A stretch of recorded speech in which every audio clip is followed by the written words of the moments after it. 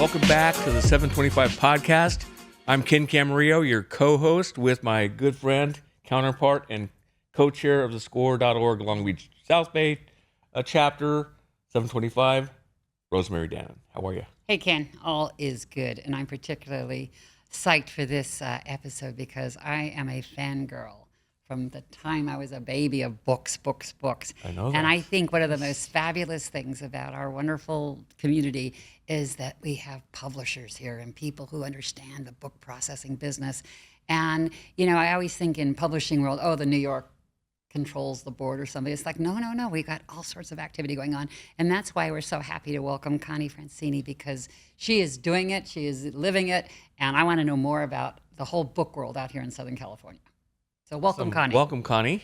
Thank you for having me. I'm so excited for, like you, I'm a book lover and a longtime book nerd, and I'm really excited for this conversation today. We're really happy to have you here. We did a little talking earlier, and you really kind of helped me understand the landscape.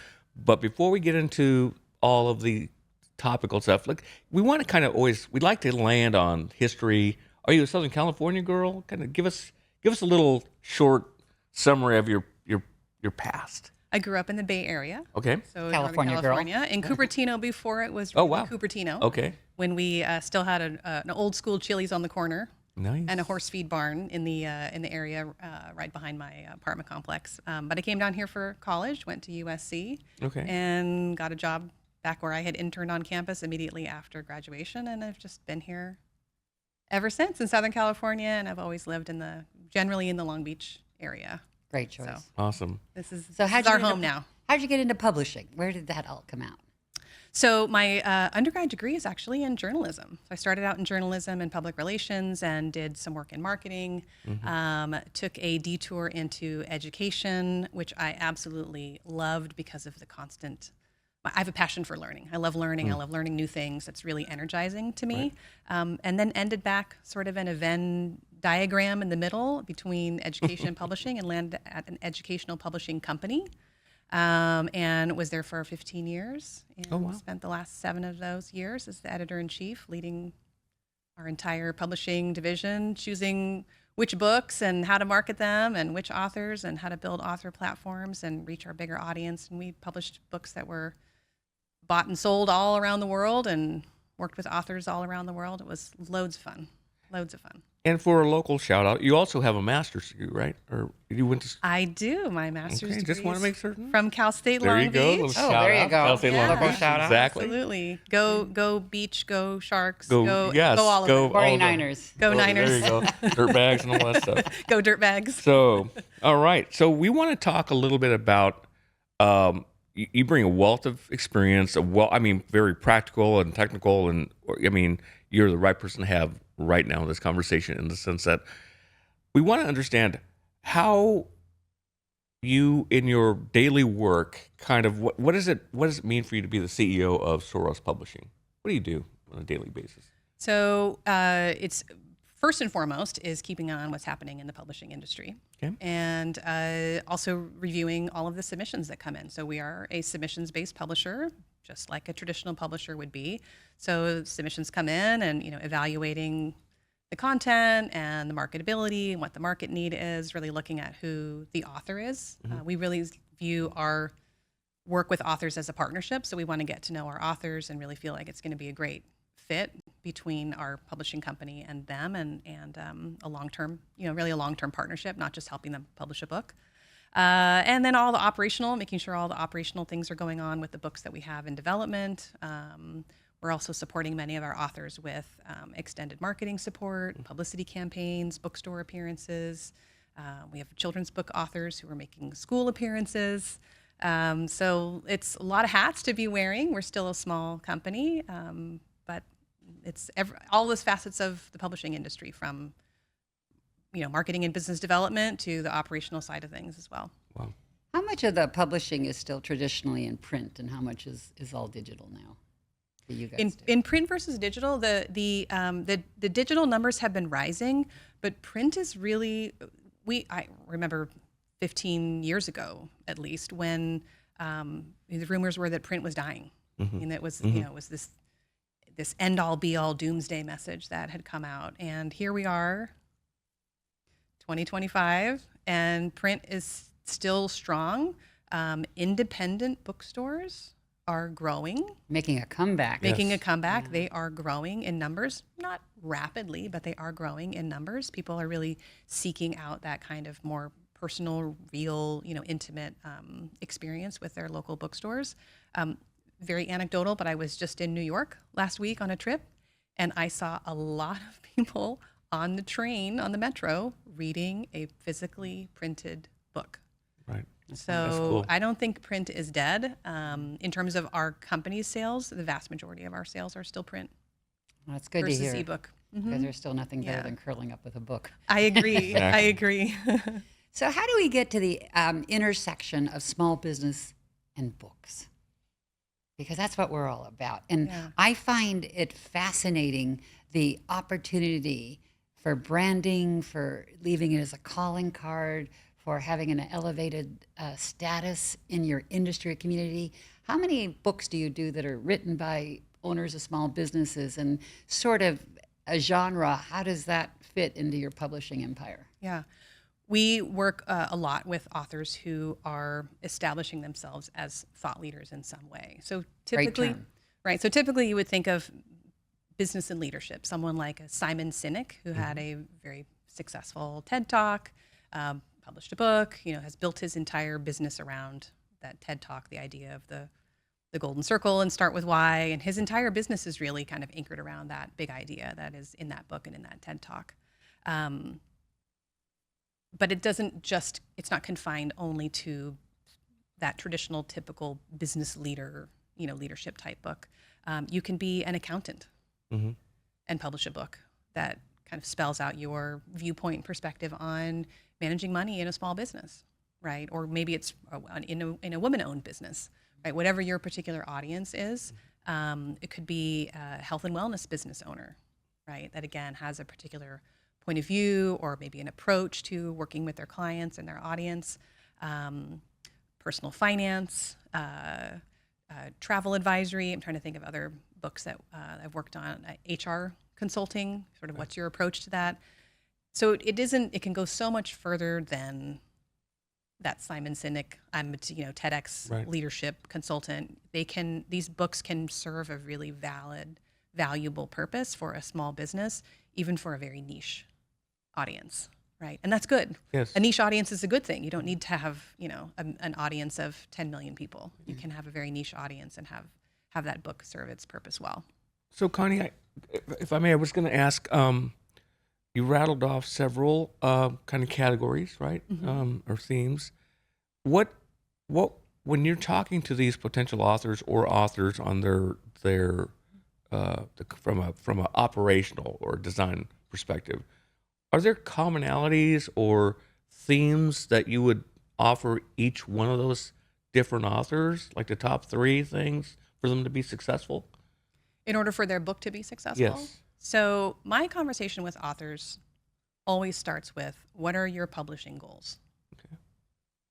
So I'm sort of the mindset of begin with the end in mind, right? Let's not just start running down a path until we have at least thought about where we want to go. What is this book meant to do?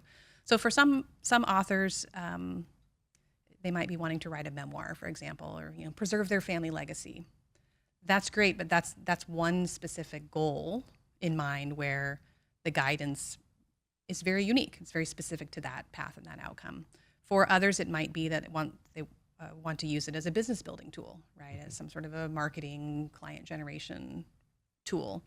And that's great. There's certain things that I would recommend toward that goal that would support that outcome. For some, they are developing their business as a keynote speaker, and they want the book to support their speaking. Again, there's some things that would specifically guide that, meet that particular outcome. So I think it's important for anyone who's considering publishing a book, regardless of what path you might take or what genre it's in. I think a great place to start is to just simply articulate what your goals are. Right. And I always tell authors, there's people who are out there in the publishing industry now who are promising to make you an Amazon bestseller, right? And promising to make you, gazillions of dollars with your books. The reality is that's not what happens in the publishing industry. So I always really encourage my authors to articulate how else they see this envisioning, supporting them, especially in a small business. So if you're a small business owner, every penny, every minute of the day, every hour you're investing as that business owner is critical. Right? So my perspective is, if you're going to take that step, if you're going to leap into publishing, if you're going to spend the time and effort, right, and money into publishing a book, it should do something for your business somehow, right? It should help elevate you as an expert. It should set you apart in your industry. It should help you generate new clients, because that's sort of part of that ecosystem. It's like it's that value proposition. It's a value proposition, and it's like one little. When you drop the rock in the pond, the little circles come out, right? And I believe that publishing a book should have lots and lots and lots of legs and opportunities beyond specifically selling the book itself, right? I like what you said about the ecosystem, because one of the things we do, a lot of educational workshops for our small businesses, the idea about having almost a voice, a constant, consistent voice of who you are and who your business is, so that you're blogging, you're doing, social media content that has a purpose. It's a how-to, or it's a thought process, or it's informational. And all these outlets kind of eventually gather into a narrative, a story, and that, in a sense, can become a book. So it's like this long tail of thinking, of thought leadership, of promoting your expertise and your brand. Absolutely. It's that kind of, I just think it is almost like the culmination of a well-run, expressed platform. Absolutely. For many authors, that is the path that the book goes along, is they've been blogging, they've been active on social media, they've been doing their reels on Instagram or what have you, and they have actually created a lot of content. And so the content is all there. It just needs to be pulled together into the book format, right? For others, it comes a little bit the other direction, where they're really starting with the book to be the anchor, the foundation. And from there, they're using the content of the book to take that content and kind of sort of reimagine it, right, into these other media outlets through a blog, right? Take pieces from the book and put it in a blog. Take stories you share in your book and put it in social media. Take challenges that your audience faces that you've described in your book, and and again, put that into social media content, into your blog, into maybe guest articles you might be writing for for other media sources as well. So it can go either direction, but I think the point that you shared is really important, is that it should all be part of one ecosystem of your brand, and also your products and services. So I definitely don't advocate for being a marketing consultant, for example, and then writing a book about personal finance. Yeah, seems like a normal. A little, yeah. So that's not exactly, but it's very similar to a proposal that we received, where it didn't make any sense, because how are we going to position you as a great source or expert in personal finance when you are a marketing consultant? I was going owner? to ask you that. That's really interesting The two how don't you go went together. there. Yeah. Because I So- was going to ask you, you get a lot of clients at your publishing company, I would imagine, and where do they kind of enter? I'd imagine your team sees several entry points from several people, and they've started at the start or end or middle, and they just don't know how to kind of sort things out. Do you have a team that sits down with these authors who are new at this and kind of helps them sequence their story? Absolutely. So we, first of all, again, as I said, we are a submission-based publisher, so we don't just publish anybody's idea that comes our way. We do want to evaluate that and feel confident in what we're partnering with and putting our name behind, and that we can create something of quality and that has some merit out there in the market. That being said, I see everything. I mean, I've reviewed thousands of submissions over my 20 years in publishing. They come in a range of states of quality and clarity and impact. Good words. And that's okay. That's okay. I always Even Saul was going, right. Very basic, but good words. exactly. So my role in when we're looking at these submissions is to really find the nugget. Yeah. Sometimes the author themselves can't articulate it, and that's okay. I mean, it'd be great if they could. Obviously, that makes their submission more compelling. But I don't expect that, because in most cases they don't know that. They don't know how to do that. If they knew how to do that, they would be running their own publishing company, right? They would already have that expertise and experience. So, looking at the submissions, really, it's about finding the nugget or the opportunity. Sometimes we have to kind of peel through what the author has presented and say, I think there's something in here. The author hasn't quite articulated it right. But we feel like there's an opportunity, and we feel like this is a good potential partnership. So but then we guide them along after that. That's just that first start. So as a person who has an idea, has done some writings, I can submit that then to you, and you would help me tease out the storyline or the core, the essence of what I'm trying to get to. Absolutely, yeah. We Love that. prefer. Okay. Again, most of what we're publishing is on the nonfiction thought leadership side in business, marketing, law, health and wellness, personal finance, etc. We prefer actually to receive a submission when it hasn't been written yet. Just the submission itself, the idea and the outline, maybe a sample chapter, because it's hard to write. It's hard when you're the expert. You're deep in your expertise. But sometimes it's just the recognition and you need a partner to help you of that. I mean, my favorite reference is Martha Stewart was just a caterer until she wrote a book. Right. Martha Stewart, entertaining. What she took has made it an active verb of what her business is. Right. Right. Put in beautiful photography. And it was such a simple complex. And it, of course, was the path that put her on her road to being a billionaire. Right. Of course. It was a publishing empire that really... Right, right. Or someone like Julia Child, who was... yeah. Well, she was... That book was a labor. Yeah, absolutely. But she was... Yeah. A diplomat's wife. Just a diplomat's wife, right? And she loved cooking, and she had some friends, and they got together and wrote this cookbook. And she captured...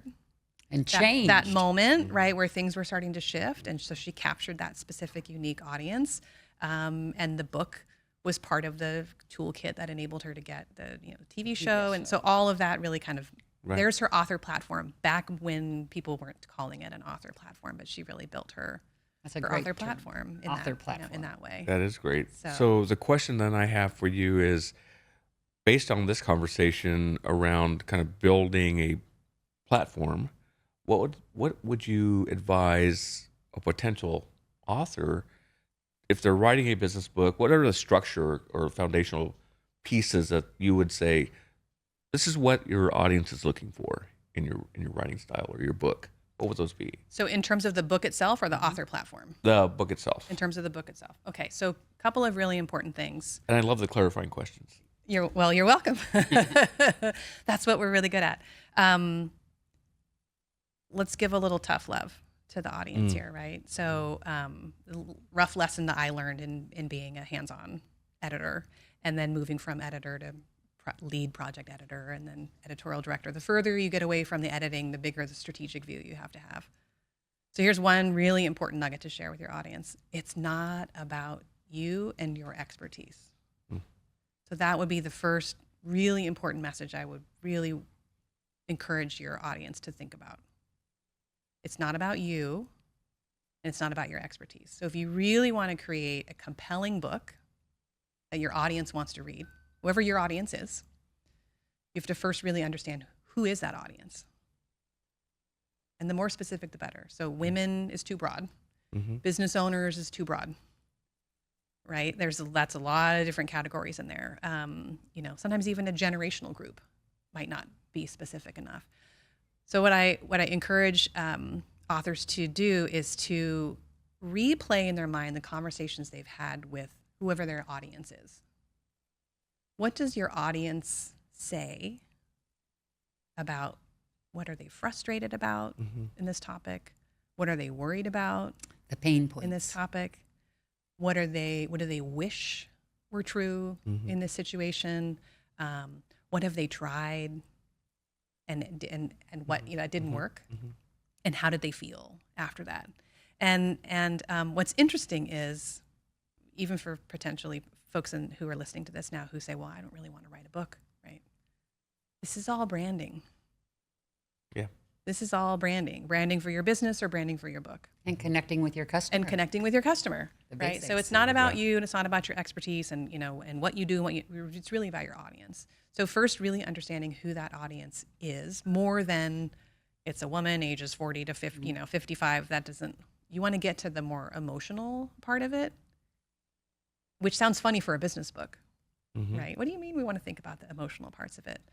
But it's that emotional transformation that creates impact and value for your readers. So you want to start by really understanding who they are, what their challenges are, right? And then also what is that transformation that they want? So for example, if you're writing a book about managing personal finances, maybe you're a financial advisor, right? Small investment advisory firm. You may be talking to, let's say, younger people who feel really overwhelmed by managing their finances. And they feel like they're already behind, and they don't want to ask any questions because they feel like they've missed the boat. Maybe they feel stupid in some way, right? And they feel overwhelmed and scared. They don't want to ask a question and look dumb. Where would you want to take them? Yep. What would be the opposite of that? Then you'd want them to feel confident. Right. You'd want them to feel capable. You want them to feel empowered, right? So you see how we've already created, I call this the Oreo with my authors. I say you want to start with the two chocolate cookies. Where are you starting and where are you taking them? Then you can figure out the part in the middle. Gotcha. Here's my expertise. I love that. Yeah. Right. Yeah. But when we focus on the expertise, we get too far in our heads. We get academic. We get technical. Okay. There you go. That's where. Yeah. Right. And that's not, your audience needs that, but first they need to know you understand them. Right. The empathy. You get them. You recognize exactly where they are. And I say to authors, you want the reader in the first few pages to say, oh my gosh, it's like you're in my head. Right. Like you heard me think that yesterday. I love that. You saw that exact frustration I had a week ago. You understand me, and now I have buy-in. Right. Now I feel like, now I believe you that I should read this book. Right. And somebody out there right now is thinking, Connie's in my head. Because I've been thinking, what advice would you give for this person out there who has that business? They have a brand. They have been doing the blogging. They have been doing the connectivity. What would be the next steps to perhaps put together a book pitch? So I would say start with those exact questions. Define who your audience is. Look at who the competitors are out there in the market. Right? What are the other books that are out there? And I'll give another tough love message. There's no one's writing about this problem. There are there are so many books coming out on the market on a daily basis. There are books that are out there that are either covering your topic in a different way, or they're books that are addressing the problem you're trying to address with a very different solution that might not work for your audience. So you really need to understand who your competitors are. Go out and search, just Google, whatever your topic or challenge is, or what category you think your book might fit in, and look and see what the competitors are that are out there, what the popular titles are, and what makes your book different. You should have a different approach. Maybe you have a more, give a couple of examples. Perhaps many of the books and solutions that are out there are dated. They're from 10, 15 years ago, and whatever topic you're talking about has transformed greatly with the technological innovations. Post-COVID. Post-COVID, right? Something before COVID, think about How like things have HR management changed. books Yeah. before COVID versus now, right? They're just completely outdated. And so maybe you have a newer, more contemporary, more timely approach. That might be one thing. Cultural shifts. Younger generations are looking at something differently from older generations. And so maybe your book is speaking more to these newer generations, whereas these other books catered more to a different generation. So that's a great segue. Sorry to interrupt. Good. Yes. But we do have a question because Solomon's asking, what's the role in AI plays in publishing now? Can you give us some insights there? Because curious about the author's role. I mean, all that. Yeah. AI. Yeah. So AI, there's definitely a lot of questions around what's usable with AI. What do you have permission to do in AI? What content can be used to train these language learning models? I would say specifically in the context of a book, AI can be a great tool for research and gathering information, maybe creating kind of a outline of ideas. And you can write an entire book with AI if you wanted to. That's just the truth. You can do that if you want to. I can tell you right away, I've seen submissions come in, and I know exactly when they've been written with AI. Very obvious. It's very obvious, yes. It's very obvious. Yeah. And so here's what I would say.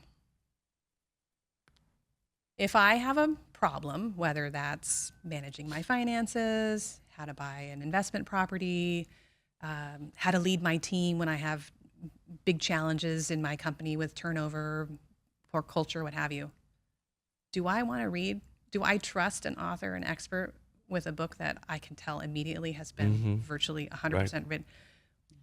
Are you even an expert? I don't know. Or I don't know if you are an expert if you wrote your book with AI. So I always tell authors, yes, it can be a great tool. Yes, it can gather research for you. It can gather statistics for you. It can give you some ideas, some jumping off points, maybe even some ideas for how to, phrase things. That being said, it should still be your ideas and your voice, right? Because otherwise I don't believe you. And I don't think that really sets you apart as a person with authority if your entire manuscript has been written, or even sections of it. You can see when the voice changes. I think at bottom, you just lose credibility. Yeah. As a submission too. Yeah. No one's going to take you seriously after that. Right. But it can be it's a great time saver. Yeah. There was some ways to use it smartly. And I think that's good to know. It's good to recognize. You shouldn't, it's not like the old days where you went to the library and had to go went through the card catalog and microfiche. AI can help gather that information for you so much more quickly, which is good. Right. Yeah. As an assistant, AI is wonderful. Absolutely. As a partner, forget it. A partner for a research and ideation tool. Yeah.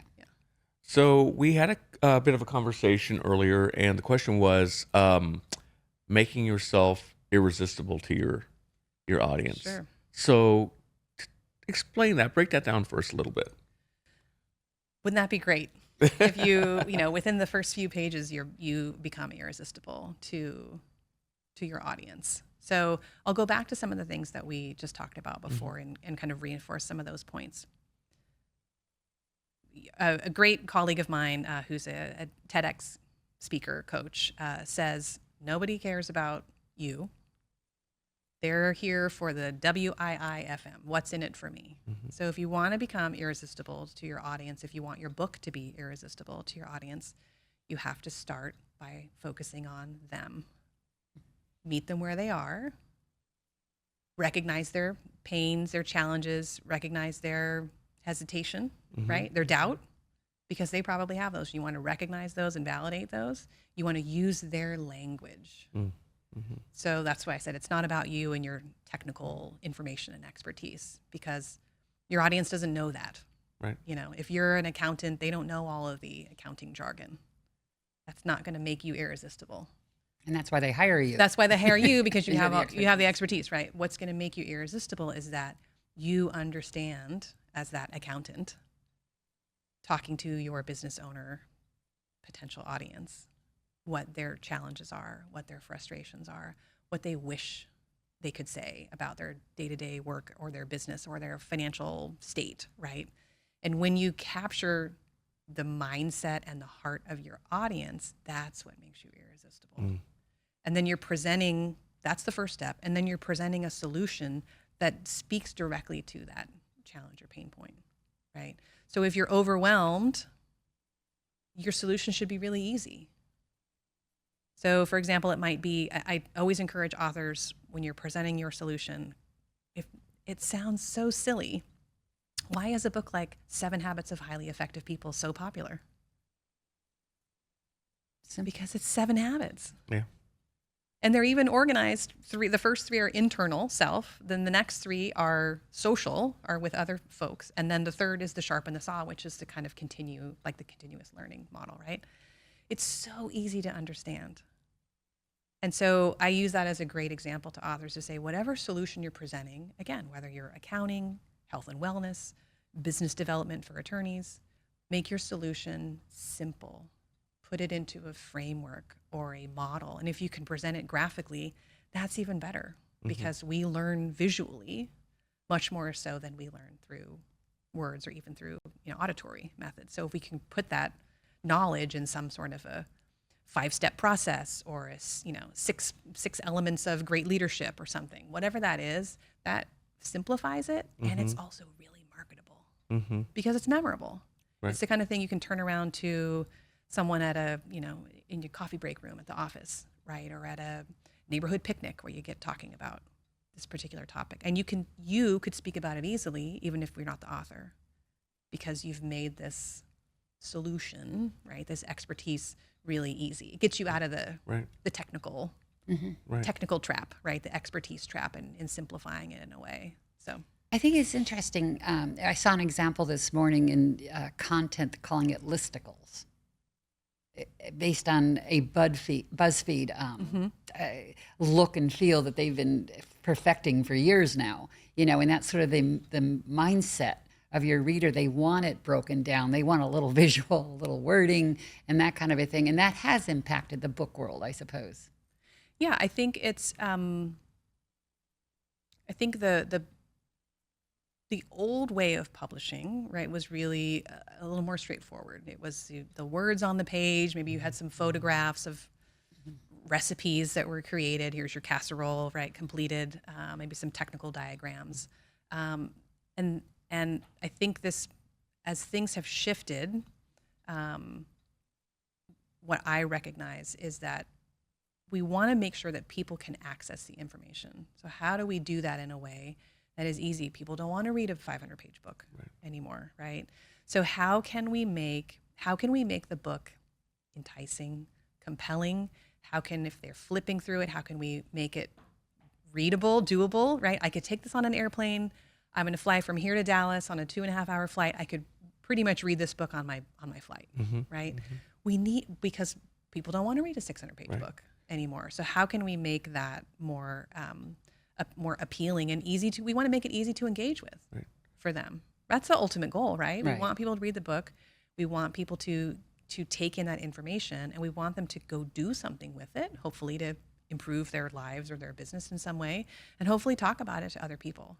And so these are some of the tools that I've seen that help to kind of do more of those things through the book, because you take that graphic and you put it on your website. You take that graphic, you put it in a blog. You take that graphic.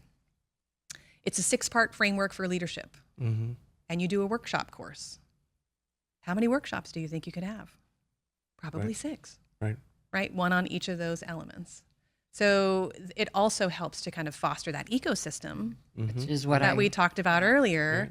Or laying that information into several different components. Right. Well, so create once and publish. There's so much smart. Yeah. I'm all about efficiency and effectiveness. Let's do the things that really matter, that are of value, that are going to take you farther as an author and as a business owner with this endeavor, rather than just make a book.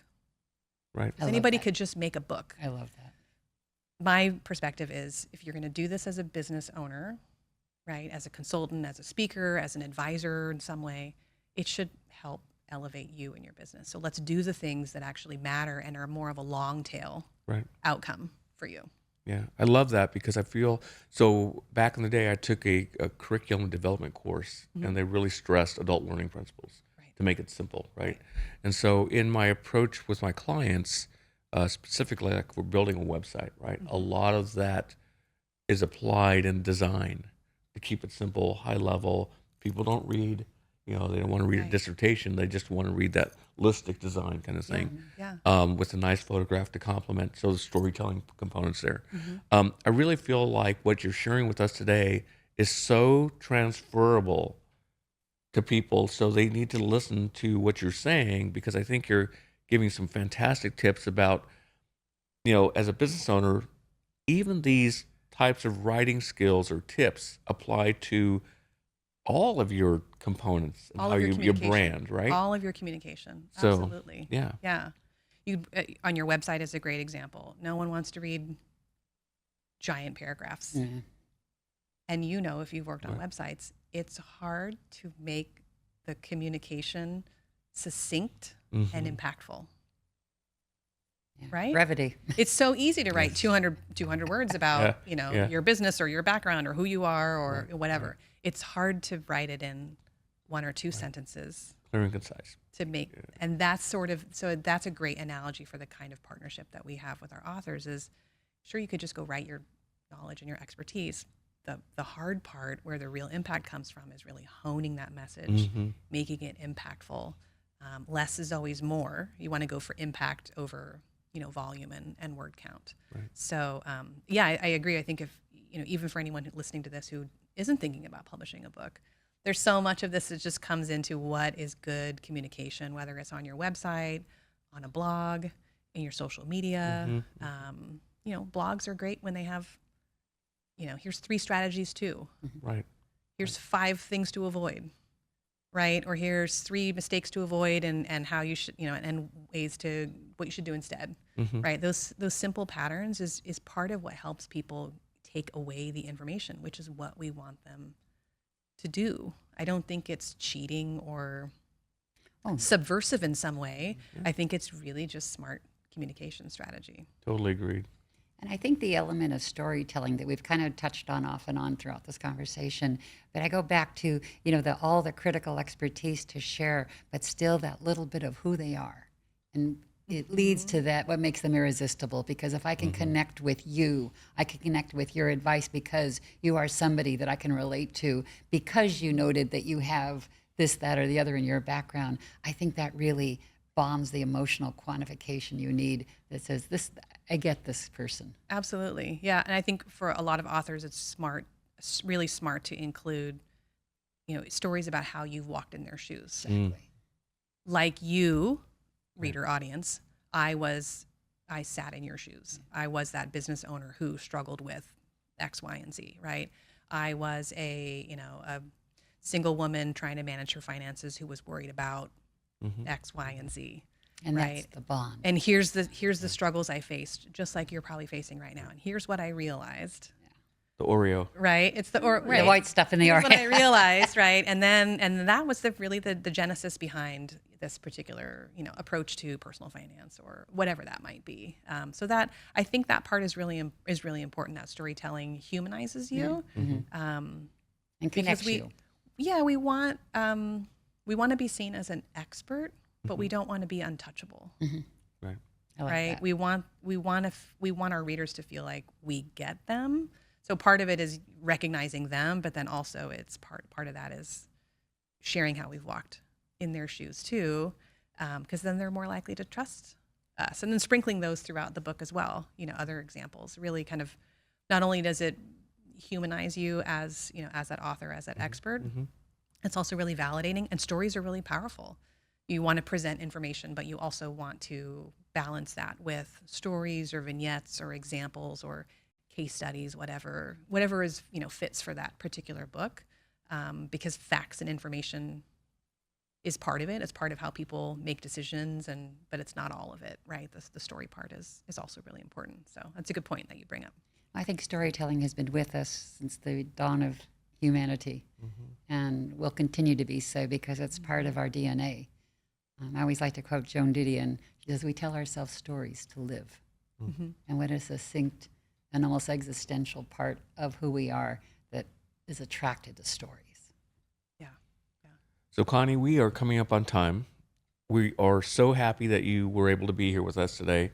What we like to do is, as we wrap, is kind of conclude with the top 3 things that you want the listeners to take away from this episode. So, what would those top 3 lessons for you that we just talked about a lot, Right, about all right. kinds of stuff, but top 3?